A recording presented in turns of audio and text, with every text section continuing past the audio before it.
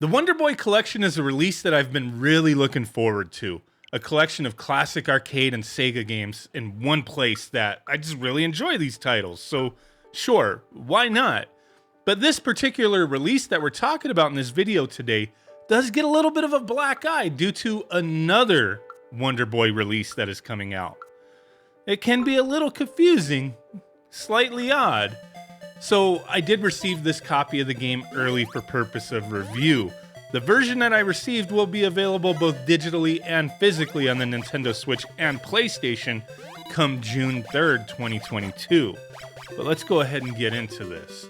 So I know in this world we have a thing called fear of missing out, and it always kind of irks me a little bit with certain things, you know, especially when you have exclusive versions of games limited to a company that specializes in limited releases. Not like a, hey, this is a special version that comes with extra stuff that you may or may not be interested in, or a variant cover, something like that.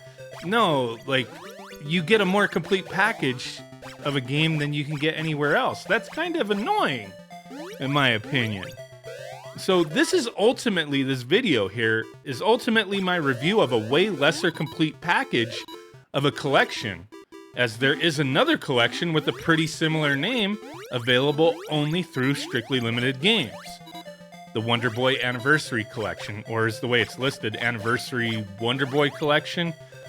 That version was being sold with a few different tiers of extra stuff, all very limited, like collector's editions, different versions of that, right? Now, if you don't care about the extras and just wanted the standard edition of the game, it's sold out for the Switch. But it is still available for the PS4, and it does have some Switch versions with the collector's edition that's almost sold out as of the recording of the video. So let's get into my problems so you can understand what I'm talking about here. The version that I'm looking at that I got for review contains 4 games from the Wonder Boy franchise. 2 arcade titles, Wonder Boy and then Wonder Boy and Monsterland, and then 2 Sega Genesis or Mega Drive titles, if you will, Wonder Boy and Monster World and Monster World 4. All very excellent games that, you know, from my time playing them on this collection, I don't really have a lot to complain about.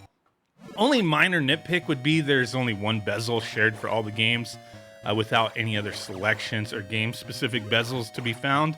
And then, you know, like other releases from NN and Ratalaika Games, you do have your basic emulator options like save states and rewind.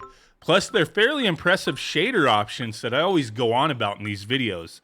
Not much of a shader fan. Like, I just wanted crisp-looking pixels for the most part.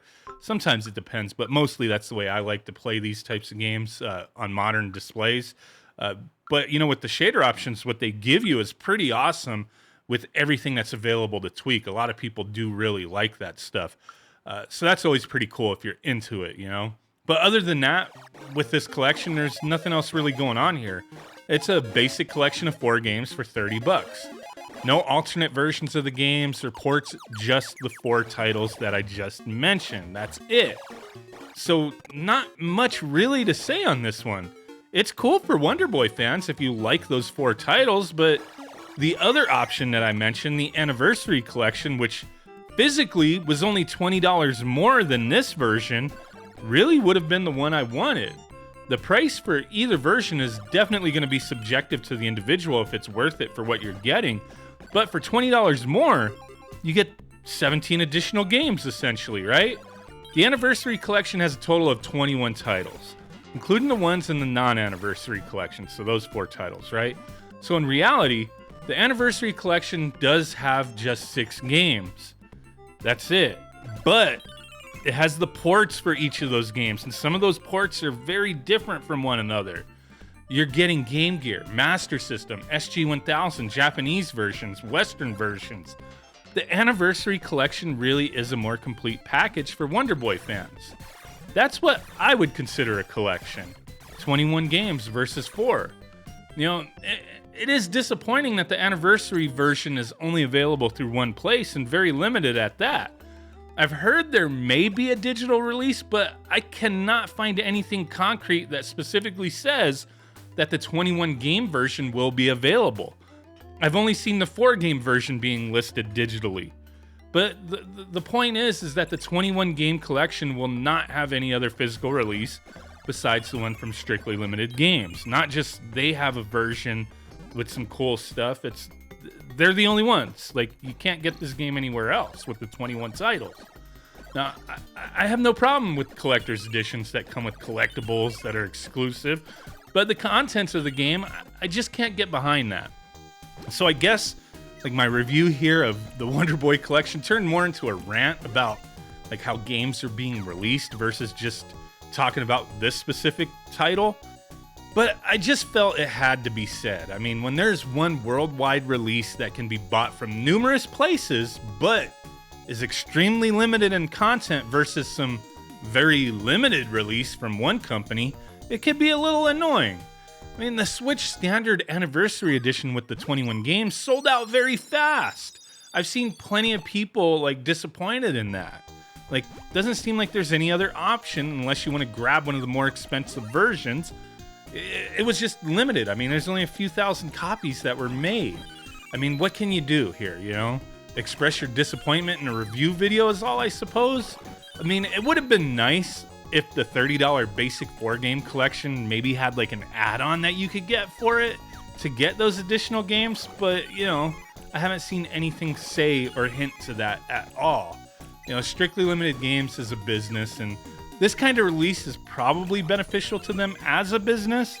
I mean, at least it doesn't look like they claim to be about game preservation like some other companies do, which is kind of like, you're into making money is the thing, you know?